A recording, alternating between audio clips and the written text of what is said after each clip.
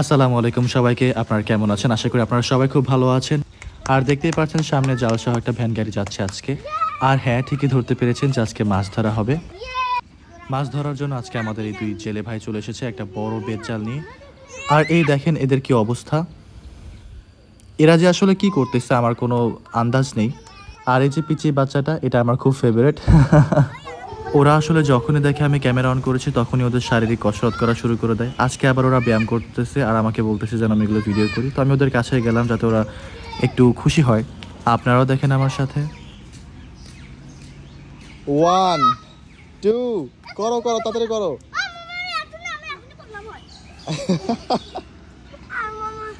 তোমরা কি করতেছো এখানে?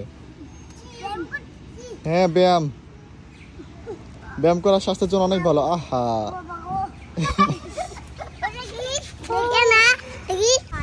আজকের আকাশ ভালো ছিল, হালকা বাতাসও ছিল। এদিকে আবার মাছ ধরাও শুরু হয়ে গেছে। আর সবাই যখন মাছ ধরতেছিল এদিকে চুপ করে বসেছিল আমার ছোট্ট একটা মামা। তাকাও। আমি যখন ভিডিও করছিলাম তখন হঠাৎ করে খেয়াল করলাম যে ক্যামেরার এই অ্যাঙ্গেল থেকে এই জালটাকে অনেক সুন্দর লাগছে, ঠিক অনেকটা ফুলের পাপড়ির মতোই লাগছে। আমাদের এলাকায় এই জালটাকে মূলত বেত জাল বলে, অনেকে টানা জালও বলে। আপনাদের অঞ্চলে কি বলে আমি ঠিক জানি না।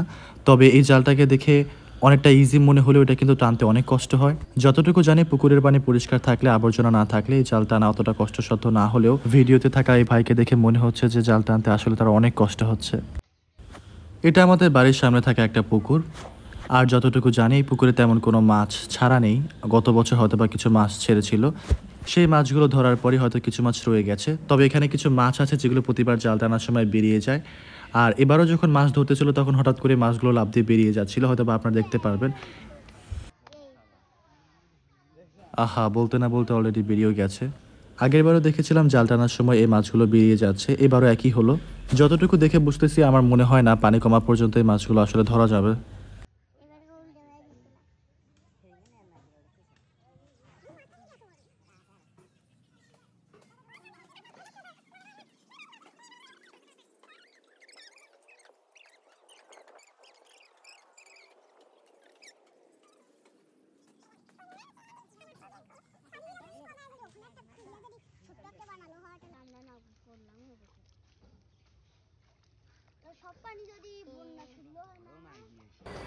যেমনটা বলেছিলাম বারবার মাছ বেরিয়ে যাচ্ছে।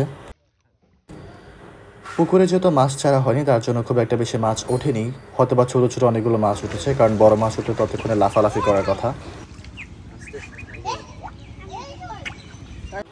তো যেমনটা আসলে আমরা দেখতে পাচ্ছি জাল টানার পর এই মাছগুলোই সম্পূর্ণ জালে উঠেছিল। আর এখানে বড় মাছ একটাও দেখা যাচ্ছে না, সবগুলো আমার কাছে ছোট ছোট মাছ মনে হচ্ছে। এগুলোই আসলে পুকুরের সব থেকে ফ্রেশ ছোট ছোট মাছ, যেগুলোকে রান্না করে খেতে খুবই মজা লাগে। আর যারা আজকে মাছ ধরতে এসেছে তাদেরকে কোনো টাকা দেওয়া হবে না, তাদেরকে কিছু মাছ দেওয়া হবে। তাই এখন মাছ ভাগাভাগি করা হচ্ছে। নিজের চোখে যদি আমি না দেখতাম তাহলে বিশ্বাসই করতাম না যে পুকুরের ভিতরে এত ফ্রেশ ছোট ছোট চিংড়ি মাছ হয়।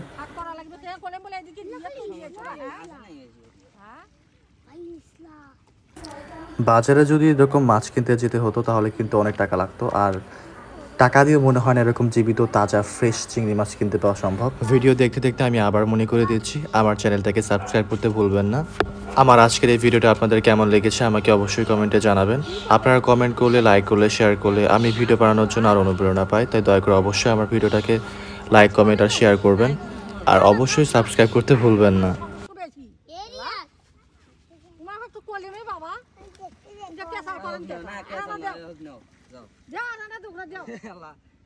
তোমার সাথে ক্যান্সেল করছি এটি তোমার মাছে উঠলো না সমান সমান করি তো নিলে না কোনো সমান না বড় মাছ দুটো করে নিলে আর একদিন মাছ আজ হলো না বা পানি হয়ে গেছে।